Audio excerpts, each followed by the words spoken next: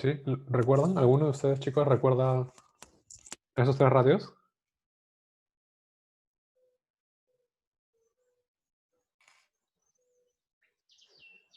A ver, solamente como una recapitulación, vimos el margen operativo, vimos el margen EBITDA, ¿sí? Que hicimos la distinción justamente de la depreciación y la amortización. Y cuando vemos a nivel de ROE, el ROE lo vemos como utilidad neta entre patrimonio promedio, ¿sí?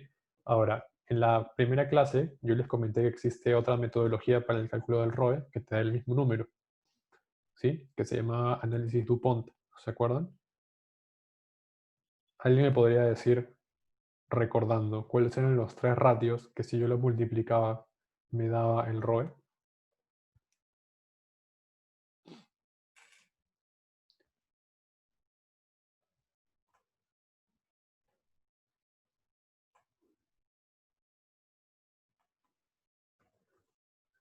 ¿Algún voluntario?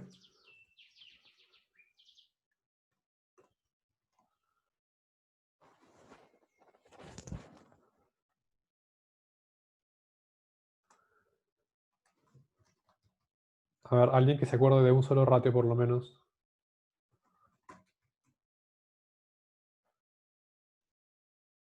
Creo que estaba apalancamiento. Ya, el apalancamiento financiero. ¿Qué otro ratio había? No recuerdo bien. Yo sobre Entonces, patrimonio. A ver, voy a proyectarles un segundo. A ver, tenemos esos tres ratios. ¿Se acuerdan? Por favor, anótenlos también y tomen nota. El DuPont se descompone como el ROE. Creo que se ve. ¿Se ve? Creo que se ve un poco mal. Ya. Acá mejor. Se ve como el ROE separado en tres ratios. Uno es el apalancamiento financiero, ¿sí? Otro es la rotación del activo total y otro es el margen neto, ¿sí? Como estamos en esta primera PC, vamos a analizar rentabilidad.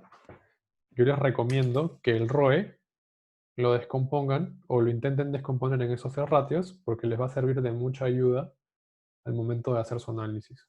¿De acuerdo?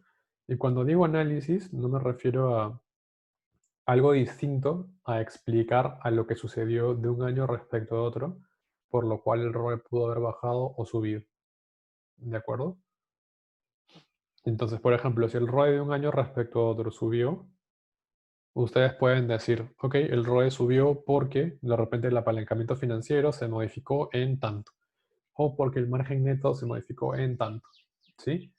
O también podrían hacerlo de manera más sencilla, solamente yéndose a los componentes de utilidad neta y de patrimonio, ¿no es cierto? Pero como les digo, al tener este espectro más grande, les va a permitir tener una respuesta más completa, ¿sí?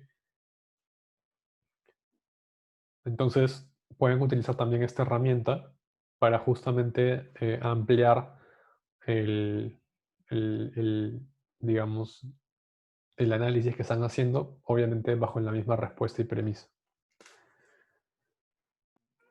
Mario, no recuerdo muy bien cómo se calculaba la rotación del activo total y el apalancamiento. Allá. El apalancamiento es total de activo total, entre patrimonio. La rotación del activo total es activo entre total de patrimonio y el margen neto es utilidad neta entre ventas. ¿Sí? Nuevamente, margen neto, utilidad neta entre ventas, rotación total del activo ventas entre total del activo y apalancamiento total del activo entre total de patrimonio.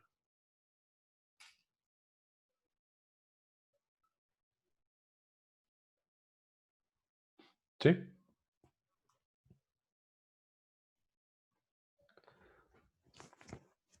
Perfecto. A ver, complementando esta idea, ¿alguien me podría mencionar qué ratios adicionales han visto en la clase de teoría?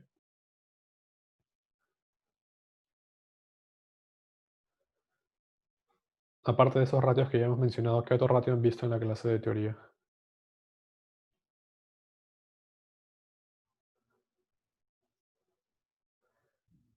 Solo nos quedamos con el EBITDA. Hemos visto el ROA, el ROE y el EBITDA. De acuerdo. ¿Han visto ratios de liquidez y gestión? Creo que todavía no. No, todavía. En la última clase cerramos con ROA y ROE. De acuerdo. Perfecto. Entonces, hasta aquí nos quedamos. De estos ratios, ¿está claro la interpretación? ¿Todos tienen clara la interpretación también del ROA y el ROE? Si es que alguien tiene dudas, por favor lo comenta y lo trabajamos. Yo tengo dudas con la interpretación del ROA. Del ROA. De acuerdo. A ver, el ROA es utilidad operativa entre activo total promedio. ¿De acuerdo?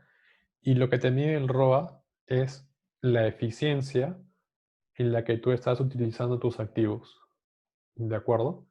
¿Qué quiere decir esto? Por ejemplo, si tu ROA es de 9.3%, como en este caso, digamos que si yo invirtiera 100 soles en activos, ¿de acuerdo? Puede ser inventario, puede ser inmueble, maquinaria y equipo. Estamos viendo el activo total como un promedio, como un conjunto. Si yo invierto 100 soles en el activo, en promedio, esta inversión de 100 soles me va a generar que mi utilidad operativa aumente en 9.3%. ¿Sí? Esos 100 soles de inversión que yo tengo en mi activo se traducen en 9.3 soles de utilidad operativa. ¿De acuerdo? Quiere decir que mis activos son eficientes en un nivel de 9.3% y me están generando, me están contribuyendo a la utilidad operativa en un nivel de 9.3%. ¿Sí? Sí, y respecto al ROE, si tengo entendido, es la rentabilidad sobre el patrimonio, ¿verdad? Así es, el ROE es la rentabilidad sobre el patrimonio y quiere decir que yo como accionista, si es que invierto 100 soles en el capital social de esta empresa, voy a obtener un rendimiento de 15.3% sobre mi inversión. Quiere decir que se traduce estos 100 soles en 15.3%, 15.3, perdón, soles de utilidad neta. ¿Sí? Ahora, ¿por qué se compara con utilidad neta? Porque justamente de esta utilidad neta es donde se reparten dividendos.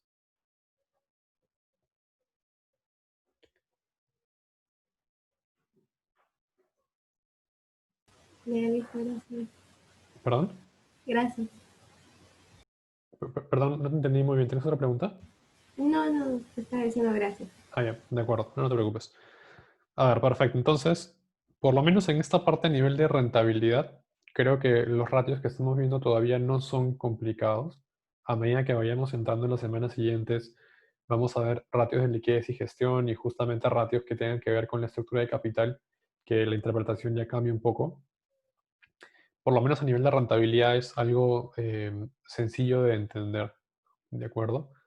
Ahora, lo que quiero también comentarles es, ustedes, para en la PC, ¿qué esperamos de ustedes en esta práctica calificada? Ustedes tienen que llevar ya hecho un análisis, por lo menos a nivel de premisas generales de la industria y de la empresa, y para eso tienen que apoyarse en información complementaria que puedan encontrar sobre la empresa. En este caso es Leche Gloria. A ver, ¿quién me puede decir qué cosas van a tener que revisar para poder llegar a la PC de manera satisfactoria? Esto igual me imagino que el profesor Bertolotto lo comentó dentro de sus clases, pero ¿qué cosas deberían revisar ustedes? Coméntenme, porfa, y yo les doy algunos tips en algunos puntos adicionales. La memoria anual. ¿Ya? La memoria anual. Ahora, recordemos, justamente en eso quería comenzar, la memoria anual, hay algunas empresas tienen dos memorias anuales, ¿ok? Para que lo tengan claro. ¿Por qué dos memorias anuales? Porque la SMB, que es la Superintendencia de Mercado de Valores, te pide un formato específico para presentar esta memoria anual. ¿Sí? Entonces, si tú te vas a la SMB como estábamos haciendo en las clases anteriores para poder descargar la información, acá encontramos justamente la información financiera, pero también vamos a encontrar memorias. ¿Sí? Emisores y vamos a encontrar ahí memorias. Si ustedes se van a este apartado donde dice memorias, van a descargar la memoria de la empresa que requieran, pero que está en un formato preestablecido para la SMB. Ahora, muchas empresas utilizan este formato de la SMB para también reportar su propia memoria, pero muchas otras empresas, como tienen un público, unos stakeholders de accionistas distintos, también les interesa reportar esta memoria de una manera más comercial y de alguna forma con las mismas cifras, pero con una estructura y un formato distinto. Entonces, yo les recomiendo que siempre que vayan a ver la memoria, uno, vean la memoria de la SMB y dos, entren a la misma página web de la empresa y busquen el apartado de memoria anual. ¿De acuerdo? Porque hay casos en los cuales en la SMB te piden cierta información que tiene que estar de cajón y en la de memoria anual dentro del sitio web de la empresa tienen algunos datos adicionales que también les pueden ser útiles para su análisis. ¿De acuerdo? Entonces, por ahí revisen siempre esos dos apartados. ¿Qué otra información tendrían que revisar para la evaluación, para su evaluación? Mario, justo que has hablado de las dos memorias, esto justamente está pasando con Leche Gloria, que tiene dos memorias. Ujú. Y, y no abunda mucho, pero por ejemplo, ahí hay como que un análisis del ROE, del RAE, sí, del ROE, del RAE, Ujú. no, ajá, del ROE y del ROA, ya, de esos ambos, pero eso como que no nos ayuda mucho porque nosotros tenemos que calcularlo de lo que sacamos, ¿verdad? Ujú. Justamente ahí quería llegar. Dame unos minutos más porque quería llegar a ese punto luego. Pero esto que has revisado de dos memorias, ¿tú ya lo habías revisado antes o lo revisaste justo ahorita que lo comenté que pueden haber dos memorias? No, lo revisé en la mañana, pero fue así como si lo hubiera revisado ahorita. Ah, ya, de acuerdo.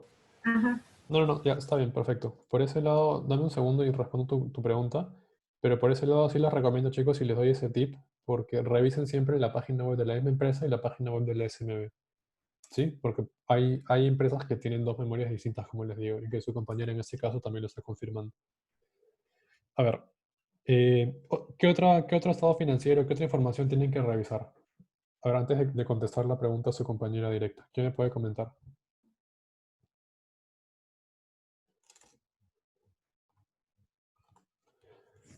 ¿Qué otra información deberían llevar revisada a la evaluación?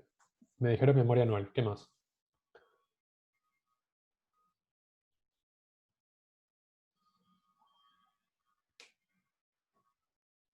La clasificadora de riesgos.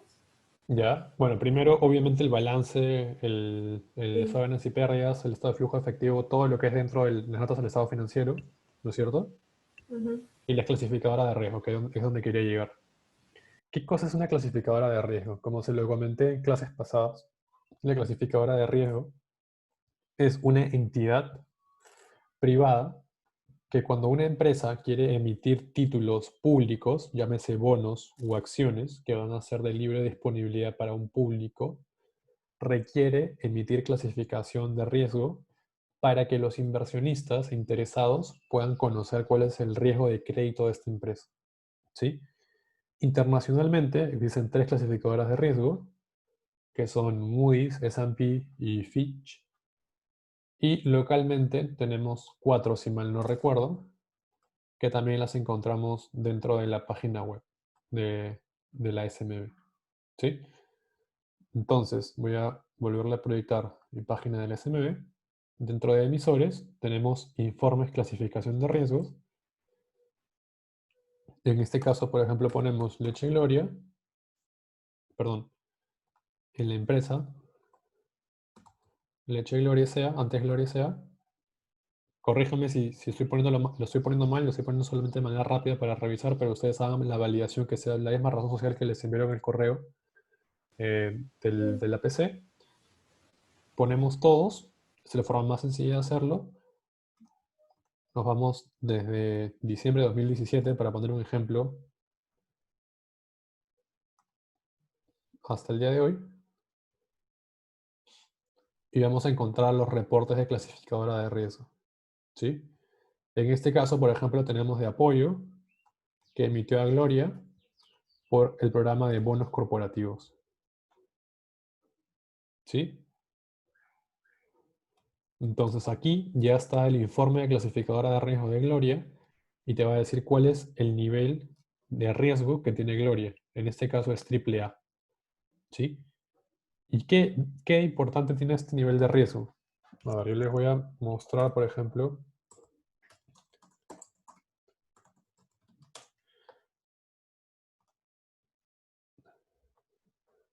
esto. A ver, avísame si pueden ver esta imagen grande. Creo que este no sale. ¿Se ve esta tabla más grande? Sí, Ya, de Sí. acuerdo. A ver, ¿qué quiere decir esta tabla de riesgo de crédito? Tenemos estas clasificaciones para poder determinar el nivel de riesgo de una empresa en cuanto a sus indicadores y ratios históricos.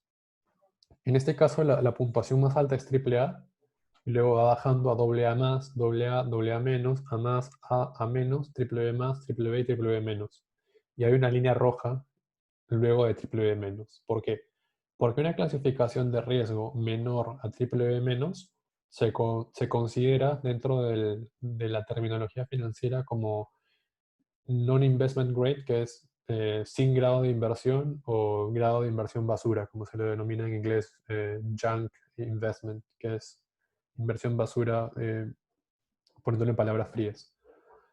¿Por qué? Porque se denomina que hay una convención social dentro de los inversionistas a nivel internacional que hasta el nivel de triple menos es considerado una inversión de alguna forma segura en términos relativos para el nivel de riesgo y rentabilidad que ustedes están pidiendo.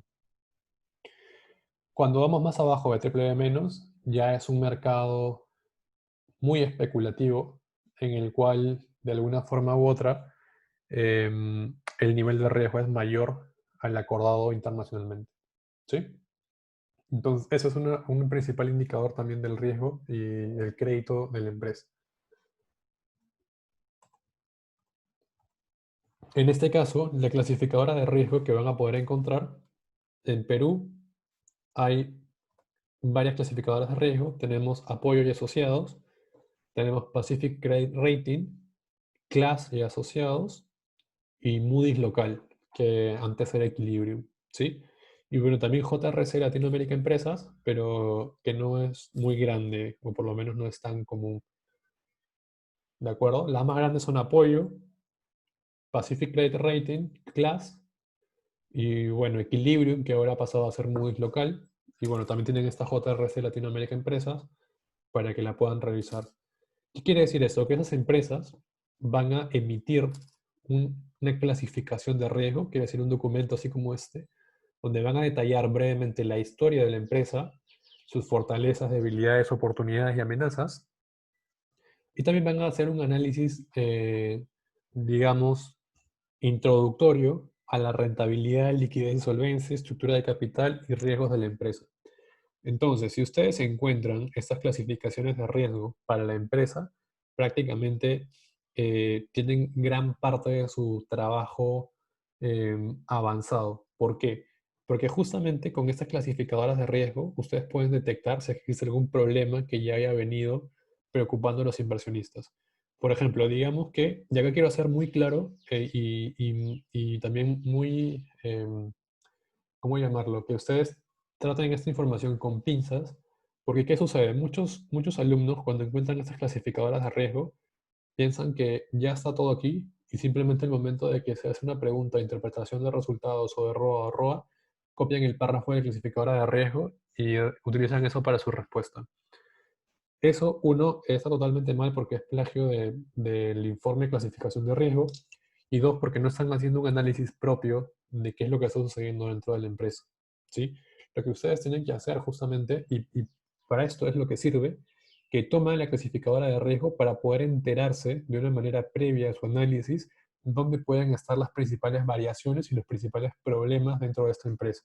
Por ejemplo, si luego de leer la clasificadora de riesgo descubren que hay una preocupación por los inversionistas y por las clasificadoras de riesgo porque el ROE ha caído y ha venido decayendo en los últimos 3 años, y por ahí se menciona que una de las principales es que se ha venido reduciendo el capital o incrementando el capital, perdón, de manera muy continua en los años, es muy probable que ustedes tomen este input y al momento de analizar y ver las notas del estado financiero y entrar más a detalle a cada cuenta, lo van a tomar como un factor más para su análisis. Pero por eso digo como un factor más y no como un factor exclusivo.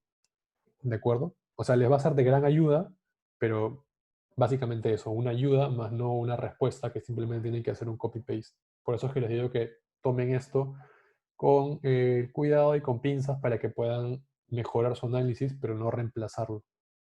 ¿Sí? ¿Está claro por esa parte? También eso responde a la pregunta de uno de sus compañeros que me decía que acá tenía una breve análisis de ROE, que sí, efectivamente, en muchos de los casos lo vas a encontrar, pero que te sirva como una guía y como un paso inicial, más no como tu análisis completo. ¿Sí?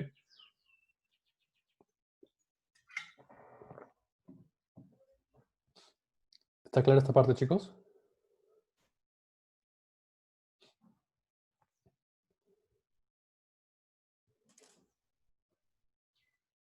¿Sí? ¿Está claro? ¿Me escuchan? María, una pregunta. Lo que pasa es que ya si dices que ahí ya le han hecho el análisis a los ratios, ¿cuál sería el plus que nosotros le agregaríamos para que no se vea como un plagio? No, ojo, no he dicho que ya esté en análisis. Lo que acá sale es las principales métricas que se toman al momento de brindar una clasificación de riesgo. Lo que te vamos a preguntar puede que calce en alguna pregunta o que ya se haya hecho, como puede que no. Si, por ejemplo, te preguntara en la evaluación cuáles fueron los motivos o mediante un análisis del ROE, por qué el ROE cayó en los últimos 3 años, y acá te mencionan que es por un tema de decaimiento en ventas, por ejemplo, y que el margen neto se vino reduciendo. Uno, puedes hacer eso para comenzar tu análisis, pero lo que yo esperaría, por ejemplo, es que lo complementes con el DuPont que hemos visto también en el curso. ¿Sí? Que no te quedes solamente con ese nivel de input. Por eso les digo, esto en muchos casos es como una ayuda, pero, o sea, estas clasificaciones de riesgo tienen reclasificaciones dentro del balance y el estado de ganancias y pérdidas también propias para una emisión de una clasificación de riesgo, que es un riesgo de crédito. Nosotros tenemos unas clasificaciones que también pueden ser distintas. Entonces, también por eso les digo que no se confíen al 100% de estas clasificaciones, les va a servir como una guía, pero por ejemplo, si acá el ROE te sale 20 y a ti en la plantilla te salió 15, ya es porque hay información que no es común, ¿no? Que una se está tomando una y para otros se está tomando otro tipo de información. Entonces, tú tienes que darle siempre prioridad a tu plantilla y a lo que tú estás trabajando en tu análisis. Puede darse el caso en que para esta clasificadora de riesgo y mediante las reclasificaciones que ha hecho y lo que considera como porque las clasificaciones de riesgo también tienen penalidades en ratios por la industria, por el nivel de competencia, etcétera, que te dan un número distinto al que tú ya tienes y por ende también no va a servir para tu respuesta, ¿no? Entonces, por eso les digo que analícenlo con cuidado y que que lo puedan utilizar de manera inteligente, ¿no? No sé si con eso respondí tu consulta. Sí, gracias.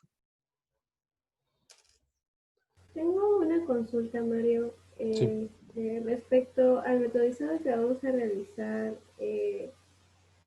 Es como que tenemos que hacerlo desde el individual con respecto al consolidado, una cosa así. Ojo, recuerda que en los comentarios que se han enviado respecto a la PC te dicen, ¿no? Estados financieros auditados individuales y consolidados, ambos. O sea, serían dos análisis separados. En este caso, como está puesto, yo también entiendo que sí, dos análisis separados.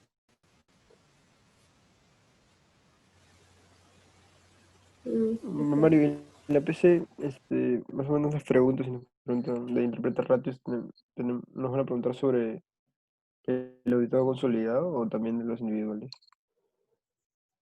Mira, cuando han hecho la acotación respecto a utilizar análisis financiero, estados financieros individuales, se hacen exclusivamente de los individuales. En este caso, como simplemente han hecho la mención a ambos, podrían venir de cualquiera de los dos. Yo les recomiendo tener un metodizado para cada uno. A ver. ¿Sí?